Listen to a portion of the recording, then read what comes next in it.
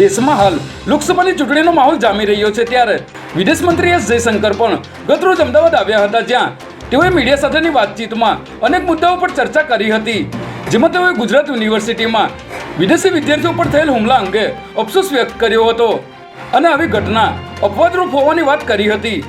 બીજી તરફ તેઓએ દિલ્હીના મુખ્યમંત્રી અરવિંદ કેજરીવાલની ધરપકડના સંદર્ભમાં પણ પોતાની આગવી છટામાં જવાબ આપતા જણાવ્યું હતું કે કોઈપણ દેશને અન્ય દેશની રાજકીય બાબતમાં દખલ કરવાનો કોઈ હક નથી.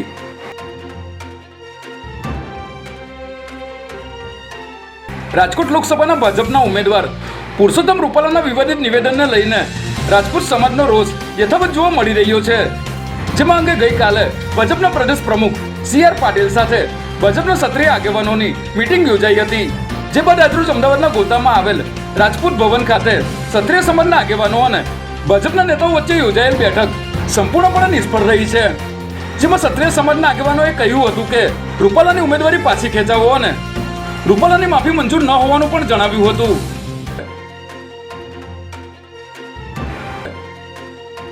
અમદાવાદ શહેરમાં હાલ અકસ્માતનું પ્રમાણ દિન પ્રતિદિન વધી રહ્યું છે, ત્યારે હેલ્મેટ અંગે જાગૃતિ લાવવા અમદાવાદ ટ્રાફિક પોલીસ દ્વારા હેલ્મેટ સંસ્કાર નામથી ઝુંબેશ શરૂ કરવામાં આવી છે.